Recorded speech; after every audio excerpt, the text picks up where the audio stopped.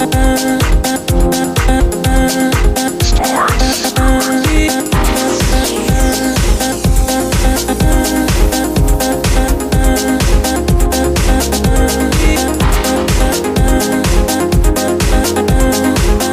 the studios of Adaba 8.9 FM, good afternoon and welcome to today's edition of the Roundtable. Let me quickly apologize that we are coming back schedule. My name is Dimeji and I'm being joined on the program this afternoon by the Vice Chairman on the House of Representatives Committee on National Security and Intelligence, and that is the lawmaker representing Akoko Southwest Federal Constituency. It is Honorable Adejora Adeokun. You're welcome on the program, sir. Good afternoon. So let's start this way. We'll be talking security this afternoon by virtue of his position on the House of Representatives Committee on National Security and Intelligence. He was also a former special advisor to the governor of Rivers State on security between 2007 and 2011. I hope I'm correct. So the problem of insecurity in Nigeria, especially insurgency in the north, and then what we have in the south at the moment, which is kidnapping, invasion, and destruction of farms. What would you trace it to in Nigeria? How would you say it started? What led to it? Well, I think insecurity in Nigeria has been in stages.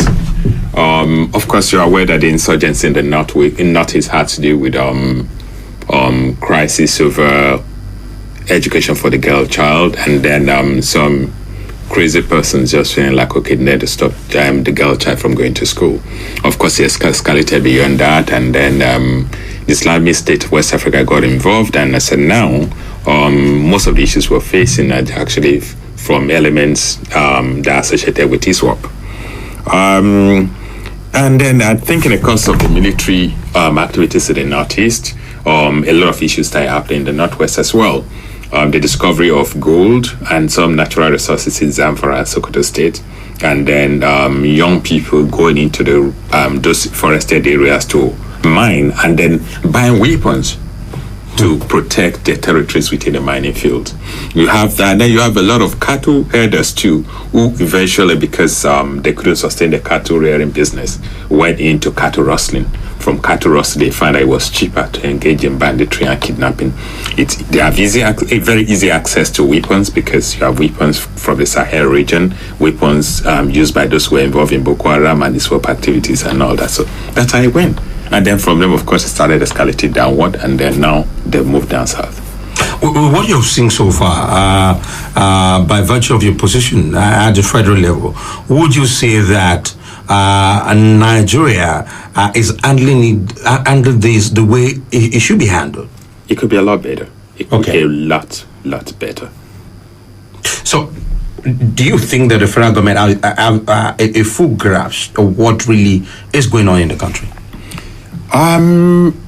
Full grasp, I would not say exactly yes, because given the dimensions of insecurity in the several parts of the country, it's not the same problem, everywhere. They're similar but different. What you have in the northeast is different from what you have in the northwest. Northeast is act of terrorism and insurgency, so they have to be treated as terrorists. In the northwest, you have banditry. It's principally criminal activities, and you can't use the same force of used to combat the northeast to combat what's happening in the northwest. They're different. And then, of course, going down south now, because there's a lot of confusion. The issue of banditry has provided an umbrella for all criminal activities. So everyone who embarks on kidnapping, armed robbery now is tagged as headsmen. Some may be headsmen, some may not be. But the point is, there's a very, very thin line now between genuine headsmen and the kidnappers who have infiltrated their midst. And the truth is, looking at our state, you ask yourself, where did they get in there that they seem to know our forests and our hills so much? They must have some local collaborators. I think that's where, it's become a bit more difficult, because we're asking ourselves, how do Fulani headsmen from the Sahel know the nooks and crannies of our forest? It will be difficult if they don't have local collaborators. Some people have said that some of these people are not even Nigerians, that there are people who come in from other countries. Would you say that is true? Who is doing the census to determine where they're from? Okay. It's not like people have come face to face with them. And the fact is, when you look at what's happening in the north, especially with the Fulanis, there's a thin line between the Fulani in the Czech Republic and the Fulani in Nigeria. They're related, intermarried. They speak the same language. They speak the same language. So, yeah, it's same, but sometimes with some dialectical differences. So sometimes people don't know which one is which one. But the truth is, even if the Fulani is from elsewhere, we left our doors open for them to gain access. If we have done our job of securing our borders well, nobody, Fulanis, Arabs, Italians, wherever they come from, won't gain access from the north of our shore and then moved southward. Oftentimes when, especially with what happened, what is happening in Ondo State, when the Ondo State government issued a vacation order to the herdsmen in the state's forest reserves, the presidency came up with a statement signed by Garba Shehu saying that the governor does not have the power to do that. So oftentimes when people talk about this, kidnapping, banditry, there's this impression that people get from the federal government. It's as though the Buhari presidency is on the side of those people. There's this feeling of we against them, them against us. What can you say about that? I've had cause to ask myself if Garba Shehu spoke for President Buhari or spoke for himself. There's a spokesperson. You see, sometimes spokesperson go overboard, because I know Garba Shehu has been in so many situations like that in the past. And yes, the truth is, within the government and federal government, there's a lot of communication problems. People speak as if they don't care about Nigerians.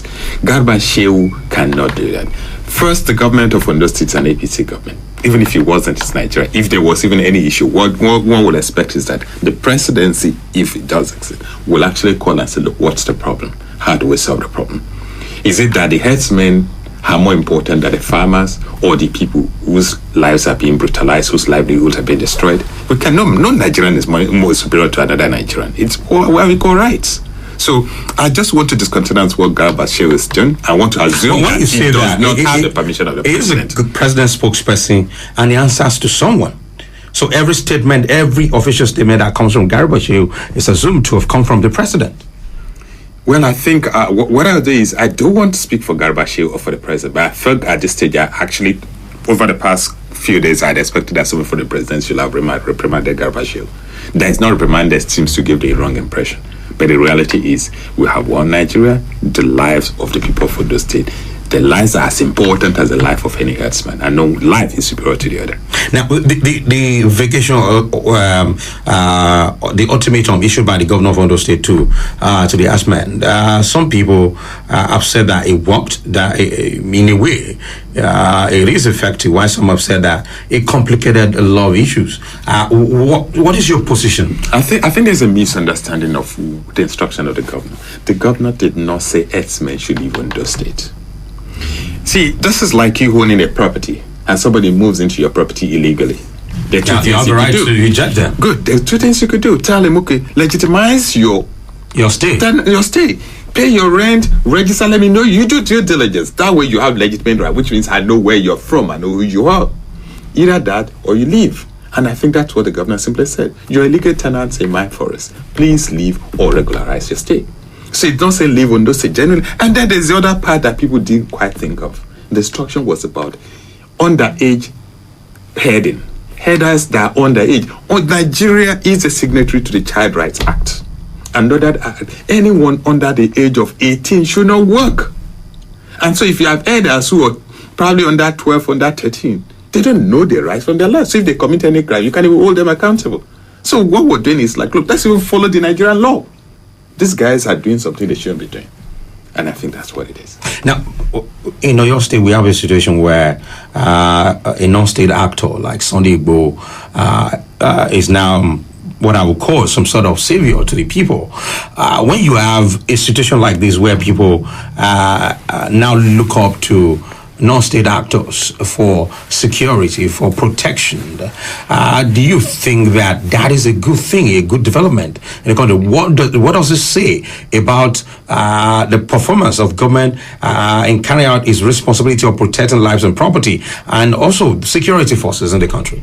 Life cannot stand vacuum. In any situation, where there's a vacuum, somebody will feel there.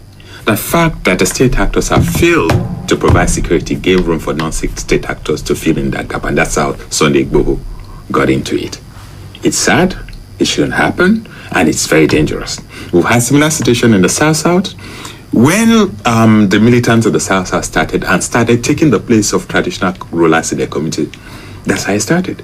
They felt that, okay, there was a gap, nobody was speaking for us, they started speaking. And then today, the traditional institution actually is answerable to militants. And that's one danger we need to avoid in Southwest. It's good to applaud the gentleman, it's very fantastic, but if we encourage non-state actors to go into it, we're going to wake up one day in which all of us look up to them as our leaders. So what would you advise then? What would you advise the governors to? The governors and then the security forces as well. I think we actually need to have a security. The federal government controls the security agencies. We need to have a security first in Southwest Nigeria, involving all stakeholders, state actors, non-state actors, traditional rulers, and that. When I heard that governors were meeting with headsmen, I said that's a problem. We're meeting with criminals. We're meeting with those who are promoting criminals. We're not meeting with those who have been the victims. How many times have we met with the farmers who are the victims? We should actually be meeting with the victims and just ask the criminals to stay on one side. And the reason we'll keep having criminality in Nigeria is this issue of impunity. You commit a crime, you go scot-free. The larger your crime is, the better you get a response of government. So rather than government talking to the victims, they talk to the criminals. And that's what's promoting criminality. So we shouldn't. We need to sit down and ask ourselves, who are the people we need to talk with? So let's sit down as a region, as a state, and discuss security and ask, how do we get our people involved? How do we secure our border so that everybody, every stakeholder becomes part of the security apparatus for the state, for the country? That's what we need to do. What we heard was that governors in the Southwest will be meeting Yetiala, and then we heard that the governors of Jigawa and the governors of Kebbi also attended the meeting. How does that make you feel? Well, I want to believe they're peacemakers. Let me just assume that that's what they're trying to find a way to de-escalate the situation. Okay. Now, let's talk about intelligence gathering. The Southwest came up with the idea of Amotekun. And a lot of people have said that the recruitment process of Amotekun was not really as it should be, that those to be recruited into Amotekun are not jobless graduates and all of that. What advice would you give to the governors in the Southwest on the recruitment process, and how do you think that they can make Amotekun effective in combating crimes? The first thing is we'll take something out of it, politics, and let it be treated exclusively as security. Then you have to understand that security requires planning. In security, I'll say it to anybody, any day, it's 90% planning and 10% action. When you plan and plan and plan, you can prevent. Intelligence procurement requires planning, it requires due diligence. You're calmer than every other person. When people see you in action, it's already won.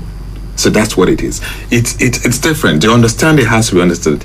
When we need to do something that is going to be intelligence in nature, we shouldn't let it be security, be police in nature.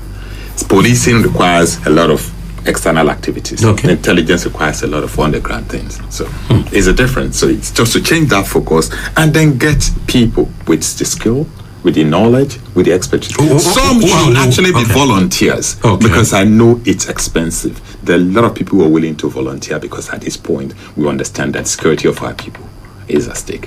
Who would you recommend should be part of Amotekun? Should be recruited into First, let's even look at the law. It appears the fashion across the Southwest is to bring ex-military people, people who have served in the police to head Amotekun. Do you think that's the right way to go? You have some ex-military people who have enough intelligence background. There's a difference between military operation and policing operations. They're different. So, but if you have military background with policing background and then had intelligence background too, you'll be effective. But if it's just that you serve in the military and you're used to fighting wars, it's different. It's a different ballgame. It's the same reason the military cannot do police duties effectively. They will overkill. So, and then at the same time, if you're giving a stimulator for policing duties, it doesn't have to be someone who left the police at a time when this insecurity we're facing now was it from the security threats challenges he faced at his own period, at some point. We've got to be contemporary in nature. The nature, the kind of intelligence we're requiring, the kind of security challenges we're facing now requires younger people who are able to move with the tune of the time, who are able to apply technology to solve our criminality. When you say younger people, and then you look at the composition of the Nigerian armed forces, the armed forces is presently they are presently combating Boko Haram, banditry, and all of that, and then you talk about involving younger people, and then you look at the present composition of the armed forces, especially the leadership of the armed forces. What can you say about that? See, and then what we hear from them is that they have bombed some bandits in Zamfara and some other places in Kaduna. These are some things you hear. And then it appears that they are more reactionary than preventing crimes. For instance, the kidnapping of the Kankara schoolboys, it happened, and then afterwards, government and then security agencies started issue press statement. How can we get ahead of some of these things and prevent them from happening? First, what you've defined here is you identify the gaps. When there are gaps, people fill in those gaps. There are gaps, and the criminals are taking advantage of those gaps. There should be synergy between all security forces, the military, the police. You've got to actually sit down and look at Nigeria like something on the table. Where are we policing? Where are we not policing? Who's taking responsibility? Okay. Just who's taking responsibility here? Who's taking responsibility? And then when you look at it and look, okay, are there areas where there are gaps? Are there areas where they overlap? How do we stretch to cover everything? If it's raining and you're in a place and the umbrella is not covering everywhere, you look at the place where the water is dropping from, you cover the place. But we're not doing that when it comes to security. Everyone is sitting down, and rather than collaborating or having competition, we need to eliminate competition among our security forces, our intelligence agencies, and get them to synergize. They can only work together as a team. I think that's what when you were in River State, I learned that you were part of, you helped in creating some sort of command center to foster interagency cooperation between the security agencies in the state. How do you think this can be done? Okay, the first part of it, by virtue of your position on the National Security and Intelligence Committee and in your interaction with security agencies, would you say you've seen anything to suggest that there is interagency cooperation at that level, at the national level? And if there isn't, how do you think that we can put this in place? At the level of the leadership, which is at the level in which I deal, I think there's a lot that's been done. We've had interactions. At some point, we actually had retreats involving the heads of the agencies, civilian collaborators, civilian supervisors, and everybody trying to train together so we can build that. And at that level, it's good. But you have to understand that we need to get this thing to cascade downward. And I think that's what we're pushing for, so that everyone will understand that concept. We are not competing with each other, we're collaborating. It's one big house that people are protecting from different perspectives. If everybody just understand that picture, that we have just one purpose, it's identifying that singular purpose, letting everybody have a single vision. Let's pursue one vision: secure Nigeria. Once we're able to get that to cascade downward, we will have a problem. Is there any indication that we're working towards that? Yes, I think we're doing that. I'm aware. You think, or you know? I know certainly that a lot of steps have been taken and that things are being done. But it's gonna, when you're dealing with a police force with over 200,000 people, military with over 100,000 people, and then you had all the, it's not gonna be overnight that you're gonna get 500,000 people to speak with one language. You mentioned involving the police. Some people have said, and I've read some of your interviews where you said that we need to recruit more policemen and that police should really be involved in this. But the Nigerian police, as it is at the moment, do you think that it is capable, it is well equipped enough to combat crimes, especially kidnapping, banditry, and all of that? So first, you've got to understand that the Nigerian police is a reflection of the Nigerian society. Okay. They are policemen, Nigerians, not foreigners. You want to look at how they're being effective, like you giving a woman money to go to the market. If you need to cook edikaiko and you give somebody money to cook ogbono, you will not get edikaiko. You get a bastardized edikaiko. So we haven't helped the police. We haven't provided them with the resources. We haven't given them the training. The point is, if you train a policeman 30 years ago, and you expect him to perform in 2021, he won't be able to perform because the challenges of 30 years ago are different from the challenges of today. So we need to understand that you work in a radio station, you train periodically. We need to be able to train our policemen every 6 months. Get them to go to the range, optimize their knowledge, optimize their skill, and get them ready for contemporary challenges. That way, they'll be ready. So it's not more of the police not being ready. It's just that we haven't put in enough resources to help them get the job done. And that's my fear about even state policing and all that. If you don't have money, and we'll start something, what we'll end up to is we'll just transfer problem from one region and transfer it to another. The basic problem is this: resources. How do we get these resources to actually provide the wherewithal for them and the training and get the right personnel, the right people to manage whatever you put in place to make the police more effective? Now, when you listen to Mayor Tiala and some people, northern leaders from some of these people who are in support of the ASME, when they say that Nigeria belongs to everybody, they can live anywhere, which of course is true, and that they can graze anywhere, it appears that land resource control is a big issue. I think the people you're mentioning, Mayor Tiala, the other, they do not understand what the law says. First, the federal government does not own any piece of land. It's the states. Maybe beside the 100 meters boundary along the seashores, and then the water bit that gives them probably some small mileage around the waterways. Outside that, they don't own anything. Land belongs to the state. And so nobody is saying they can graze. You can graze on the land that you acquire. You can come to my community, pay for land, fence it around, and graze on it. That's your asset because you've paid for it, or at least you acquire some form of right to be able to use it. But you're not going to say that you graze on my farmland. I have rights as well. And we need to understand one thing about human rights, about this right. One man's right ends where the other person's rights begin. So if the herdsmen have rights to graze anywhere, but even farmers in Ondo State have rights to maintain their own farmland, especially on their own ancestral land. But when you have a situation where these people are moved from the north through the middle belt and then down south, and they tell you they're looking for water for their cows, they're looking for the desert is encroaching in the north. Obviously, this is going to continue to be a major problem. What do you think can be done? You're talking law now. It appears when you talk to some of these people or you listen to them talk, as you said, it appears they don't even understand what the law says. How do you think that this problem can be permanently solved? Some people have suggested ranching. And what you just described, buying your own parcel and fencing it appears to me as ranching. But then it as though the axemen expect that government will put some of these things in place for them. I think we're in this situation because for ages since Nigeria started, we have not tried to let people understand there's something called commercial activity. Cattle herding. It's a business. It's a business, just like the farmer. And you can't destroy my own business with your business. A farmer from Obakoko cannot move into somebody's farmland in Akure. That'll be encroachment. So if you bring your herds of cattle from, say, Akunu, and herd it in my village, it's encroachment. So it's not about that. So everyone, if you decide, you wake up in the morning and say, this is a business I want to go into, you should be trained for it. And there's a misunderstanding and a misconception that cattle herding is a cultural thing. They like to move.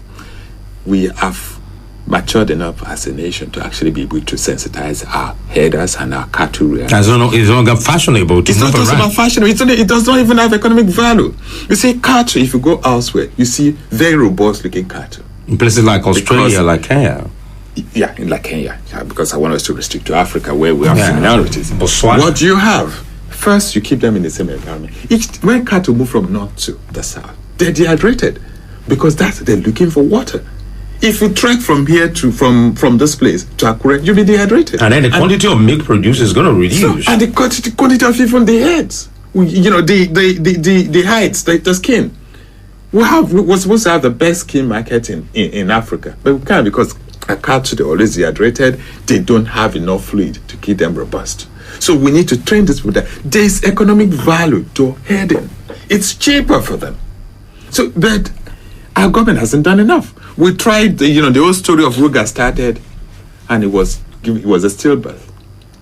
If people were saying you want to do something, and they're complaining, you sit down and ask yourself, how can we address the complaints of these other people? How can we assure them that we mean well, not that we abandon it?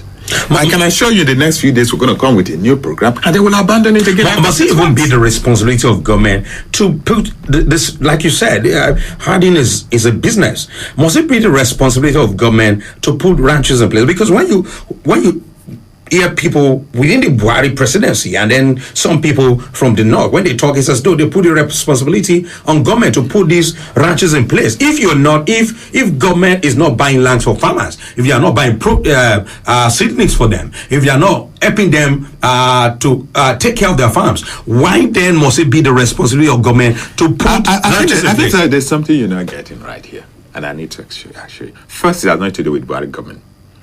The issue of ranching has been a Nigerian problem from independence.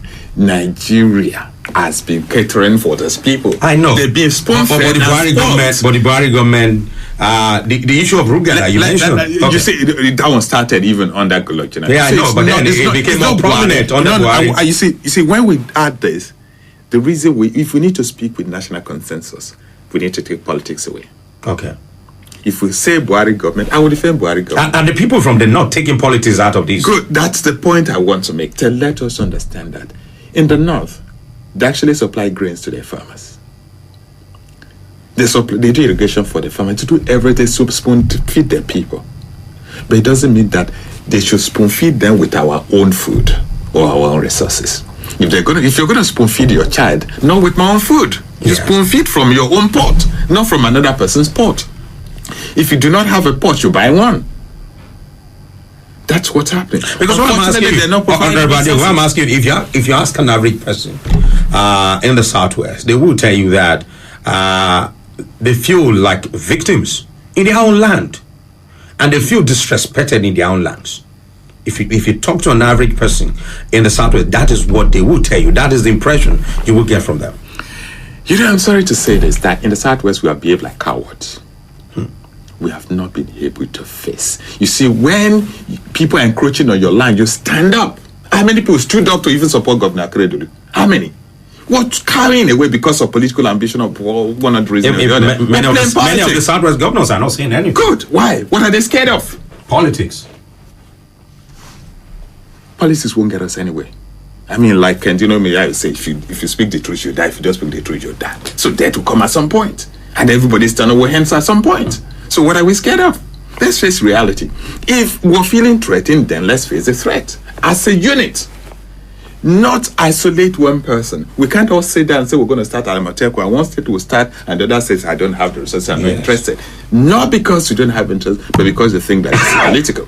We need to take that away. If we're going to fight together, let's be brother, each other's keeper. You see, they say a chain is as strong as its weakest link. If Ondo State is strengthening its link and Ekiti is weakening it, the same way we have boundary with Ekiti State, we have boundary with other states. So we'll be infiltrated and they will simply overrun us. The reason people are intimidating us is because we have not come out. And that's why non-state actors are doing what we who should lead people like fail to do. Yes. Because we fail to do what we should do, that's why people like him will take the leadership. And that's how it starts. That's the reason, if you go to the south side, is the reason Asari Dokuboy is a traditional ruler.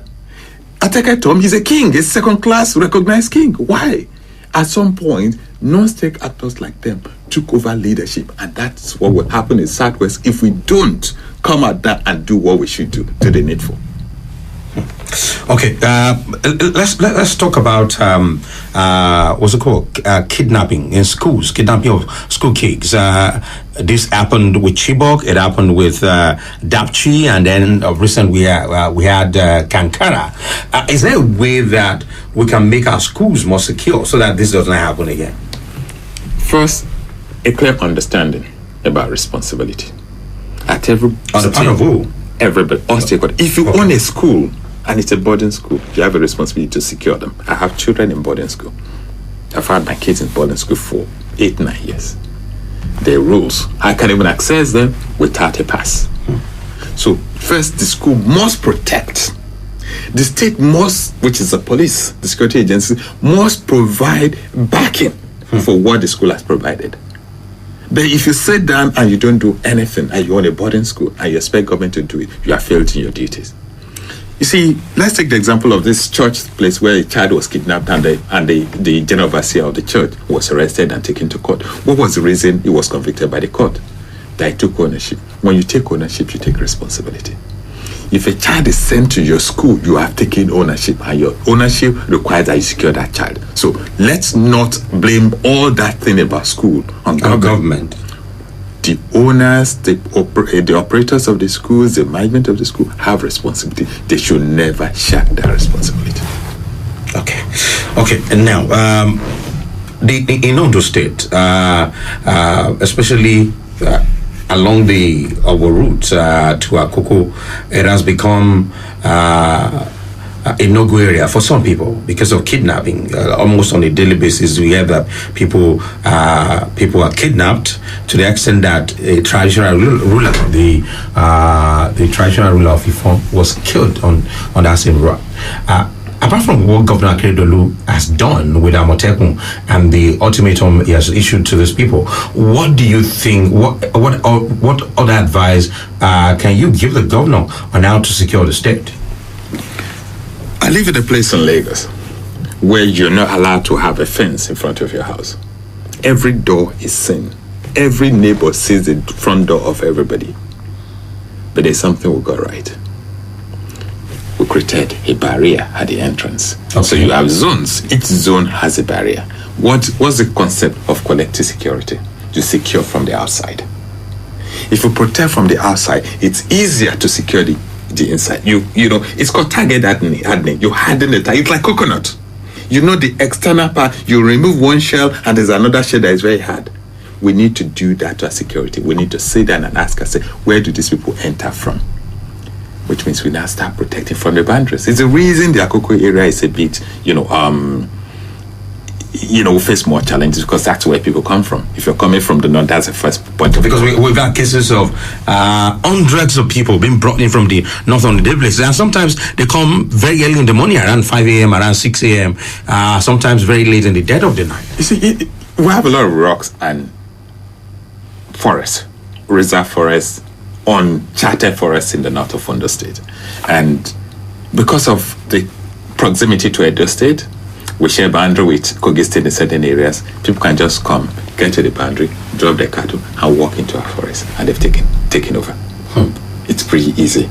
And sometimes when the governor gave the directive concerning the Caves Reserve, the first thing that crossed my mind is the crisis in the northeast is at a particular forest. But Sambisa. There's a forest. They took ownership. The Kankara people that kidnap children, they had their own forest. At every point, these guys love forests. Should we provide one? Should we allow them take over one forest in this? Which in one day they will go to maybe Adekunle Ajashi, kidnap 1,000 people and move them to a forest, and nobody will stop them. This is the reason we need to start looking at that concept of collective security. Let's secure from outside. Let's add in our perimeter. When you have a property, you fence it.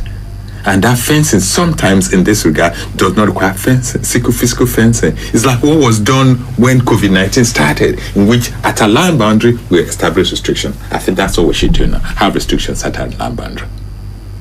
Somebody will come and tell you that, no, you don't have a boundary in Nigeria, that internally there's no boundary. We do know that there is one. Maybe, using that the law and say, okay, it's not a boundary, but then we do have something that bounds us between one state or the other, and we have a right to secure ourselves. Would you advise that? Because some people have suggested that local hunters should be involved in Amotekun. Would you support that? Would you subscribe collaboration? To that? Yes, maybe collaboration. Not as members of Amotekun, but collaborating with them for intelligence gathering. Because some of these local hunters know this forest. They do, and they know where these people are. That's why I say collaboration. But then to be able to do that, there are two things. Intelligence costs money. Any local hunter is going to take your horse or has some money. I had the experience in my community where I think people were supposed to join vigilantes and like, okay, if they're paying Amotekun, we're doing a similar job, pay us. So that's what's going to come. Everything's been so monetized in which that it's us now. It's the way we tell people. How do we involve the people? I've always said it. I'll say it any day, anytime. The best way to solve a problem is involving the people. Involvement. Let everybody understand that it is our problem. get stakeholders involved. Let's take ownership of this problem and solve it together. That way, the local untitled communities realize that this is our problem, we're trying to solve it. It becomes cheaper. But if it is just the state government coming and engaging local hunters, they will have to be paid for it. I don't think we've heard about cases, I've heard from people that some of the traditional rulers in Yoruba land, they give lands in their communities, some of these others. And it seems that, I don't know if you've heard that. Not just that I have an experience. Okay. In Ondo State. In Ondo State. Yeah. Now, when you give a land in your community, I've heard that these people pay for it, for some of these lands, and in some instances, it has created a lot of problems for security agencies. Do you? How do you think that this can be checked? It's all part of the sensitization. Actually, I had an experience, and I was sharing it with someone as I was coming here, and I explained that there was a particular instance in which these people came with a Fulani family, had in their land, and they were able to pay robustly. And they took money from them. They were allowed, and I mean, at some point I heard they were even attending family meetings in the community because they integrated. Yoruba family meetings? Yes. Okay. They became members of the family. And then what happened from there on? Gradually, they started inviting other people. Then they were no longer taking permission because now they'll tell you, well, we're family members too now. The way you invited us, we can invite anybody. So it's us being a bit negligent for economic reasons. We need to understand that. There's a lot of sensitization required here to let people understand the threat inherent in what we're doing.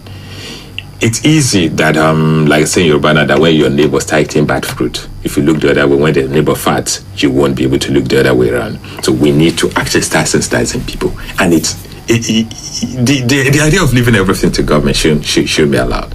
Communities should be involved, every stakeholder, the press, the media, everybody who has any form of responsibility. Let one man touch to the other. Let one man talk to the other. At the level of the National Assembly, where you are a member of the House of Representatives, is there anything, are there things being done at that level, apart from what we hear, sometimes that the Senate or the House of Representatives are sending members of a certain committee to meet with security agencies or with the presidency? Are there things, concrete things being done by the National Assembly to proffer solutions to these? There's so many dimensions to National Assembly intervention in national security. What people read about is, okay, when we have disagreement, you get to know, but not many people know when there's collaboration and what's being done. First, we understand one major problem: resources. Without resources, we'll all shout for nothing. It is the inadequate resources that's made it impossible for the police to breach the staff deficit. Because right now, the police will need effectively over the next 4 years about 100,000 policemen. Can they afford it? They can't. The reason Nigerian Security and Civil Defense Corps have been trying to recruit over the past 3 years, they've not done it. It's because of resources. You have a similar thing everywhere. Most of them, because you see, people are like, oh, they have so many people, but you have to look at the population. The number relative to the population was short. And then sometimes when we look at it, I ask people one thing. It's not enough for you to say you have, say in Akure, in Ondo State, you have 2,000 policemen. How many rifles do we have in Ondo State? A policeman is worthless without a rifle. So if you have 2,000 policemen and he has 100 rifles, means you effectively have 100 policemen. How many tanks do we have? Policemen too need more tanks. How many do they have? Because if people are fighting them with AK-47 and all that, what gives them a lot of leverage is what they have and the training they have. How we providing for their training? So it's a lot we need to invest. You know why I ask you that question is that, for some Nigerians, they see this National Assembly, this present National Assembly, as a sidekick of the Buhari presidency. A lot of Nigerians. Especially what happened with the House of Representatives when the president was invited and then nothing was heard, and then the leadership of the National Assembly, the House of Representatives, just went quiet about all of that. So many people see this National Assembly being headed by APC members as well. Ahmed Lawan and Agbajabi as a sidekick. I think as a sidekick of the you and most people who have that impression. No. I'm speaking for most people. Okay, now let me explain how it works. Okay. There are two ways to fight a battle. You can either fight and not win, or you win without fighting. How many victories have you recorded at the National For Assembly? me, so many. I won't be able to tell you all that. You remember there was a time. I'll give you a simple example. I remember there was a meeting we called, and the chief of army staff didn't come. I will give an instruction. Spoke to the rappers. He came calling the next day to beg. There are a lot of things we've done, and we felt like they're better done without the noise. I'll give you an example of something I did a few days ago. There was an accident in Akumba. People were shouting like, "Look, what's the best way to solve the problem?" I called the cops to Charlotte of road safety. I've had calls to challenge him after the last accident, and so when he saw my call, he knew there was trouble, and he called and apologized and told me what they were doing. And said, "What do we need to do? We need to stop heavy trucks from getting onto the route." And say, "Okay, he cannot do that because it's a federal road. It's only the Minister of Works who can do that." And like, tomorrow morning, I've booked an appointment with Minister of Works. And I'm coming to see Minister of Works to tell them, people are being killed. There are two things: either stop trucks from passing through or carry road totally, or go solve the problem with Ipele Road, because that's the moment you're able to solve the problem with Ipele Road, you solve it. But now let me tell you how it works with government. If I had gone to the newspaper to shout that you have to do this and abuse him and all that, you'll feel challenged. You won't do anything. So diplomacy works, and I think that's the position the National Assembly has taken. That what we can achieve through diplomacy, we do not need to achieve it. We do not need to confront. So what is happening? You call it diplomacy? Diplomacy Many means Nigerians call it being Buhari's sidekick. Being diplomatic, being collaborative, because we have only one government. Because there is one government. We don't have to. If I will tell you the truth, there are a lot of Nigerians who will tell you that this present National Assembly does not have any teeth to bite. It only backs. The Nigerian Constitution, the practice of democracy in Nigeria is flawed. There's a clear case of misunderstanding of concepts. A lot of people attack the National Assembly, and I keep asking myself. I remember when they started HENSA, some people saying National Assembly, that is actually one institution protecting democracy. It's a legislative institution. Do you remember that when President Biden was elected, it was not confirmed as being elected until it was confirmed by the Congress. Where was he inaugurated? In the Capitol. Which means without the legislature, there's no executive. There's no democracy because in Nigeria we have this, let me call it, hangover from the military. Under the military, you have the executive, you have the judiciary. Where the president is like that. That's why the legislature in Nigeria is the whipping boys. Everybody feels anything. If you wake up in the morning and you go to is there no way that the National Assembly can turn that around? You make the laws. What you see, making laws require a lot of compromise. A lot of things needs to be done. The process is ongoing. The areas where things are being reviewed, there's the Constitutional Review Committee. Incidentally, I'm representing on those in the Nigerian Constitutional Review Committee from the House of Representatives. We need to sit down and we're looking at areas. But because Constitution requires 2/3 majority for any amendment, any alteration. So there must be some form of consensus building. And I think that's what we're doing. Without consensus building, we won't get anything done. Because those of us from the Southwest don't have the number. Southeast and Southwest don't have the number. So which means you must get from every corner. Do you see an end to the insecurity in Nigeria? Yes. And how quickly do you think I see hope that end will come? Good. First is understand what's at the root of our problem. Poverty. Let's address poverty. Poverty leads to unemployment. Unemployment means that people are going to come to the same age, they ask themselves, there are two options. Either I die from hunger or I die from criminality. This has a chance of success. Where you see, even if it's a 10% chance of success against a 100% chance of failure, you take the 10% chance. People go into criminality because of that 10% chance. That's one. Secondly, where you have it, because there's some people who still engage in criminality, we should never allow anybody to commit a crime and go scot-free. We should eliminate impunity. When we eliminate that, the problems we're facing will reduce. This final one. The government of Muhammadu Buhari, which is being led by your party, came into power promising security, rejigging the economy. Now the economy is in doldrums, is in recession. But I want to ask you, I want you to rate how your government has fared so far. Buhari has done one term. He's doing the second leg of his presidency now, which is the second term. I want you to rate the performance of your party, of the government, the Buhari government, when it comes to security. How would you score them on a scale of 1 to 10? I would not take that because that's a bit too judgmental and simplistic. Because if you ask someone who wrote WASC and wrote 8 subjects in WASC and say you should rate him on a scale of 1 to 10, you can score an A in economics and score a C in history.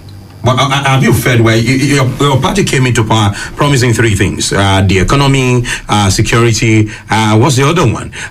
Economy, like I said, is in recession, and statistics show that this is the worst in 37 years. Under this Buhari government, there have been Nigeria has gone into recession twice. This is the second. And then we're having a pandemic of the dimension. The first time there was no. The first time there was no pandemic. The first time in 100 years. The first time there was no pandemic. The first recession there was no pandemic. Yes, the first recession was because if anything happened, it was already coming. It was like you see a cloud that we knew was going to rain. At some point, it will rain. So you blame the PDP government for that? No, I don't believe in blame game. I don't. Because your party does a lot of that. You see, I'm speaking for Adiogo here. Okay. In anything, government blaming does not solve problems. Collaboration. What's the problem? Where is it? How do we find solution to the problem? Let's solve this problem together. It's a country, mind you. It doesn't matter if you're PDP, APC, ADC, wherever. We all shop in the same market. Our children go to the same set of schools. And what drives on the same streets. If I have a car I can't drive, you have a car you can't drive, you have your car that you can't ride on it because of insecurity, we'll face the same problem. And blaming Buhari, won't solve the problem. Our problem is to sit down and say, look each other, highball to highball, and say, what our problem? How can we solve it together? That needs to be spearheaded by somebody, by government. I think my party will provide the leadership. Is that government? Is the Buhari government spearheaded in that? I think so. Yeah, with the statement coming from Garba Shehu. Garba Shehu does not speak for APC and does not speak for the. He speaks for the president. I think he made a side talk, and I can assure you that in a few days he'll probably come out and say he made a mistake. He made a similar issue with the Kakara people and said 10 instead of. What does that say about the presidency? He says that sometimes we have a few incompetent people around. Doesn't mean that's the entire company. Thank you very much, Honorable Adejora Adeogun. He is the House of Representatives member representing Akoko Southwest and Akoko Southeast. He's also the the Vice Chair House of Representative Committee on National Security and Intelligence. Thank you for coming on the roundtable. Well, it's been a pleasure being here. Thank you very much. My name is Dimeji, and this is where we draw the curtain to this edition of the Roundtable. Thank you very much for being part of it. Good afternoon.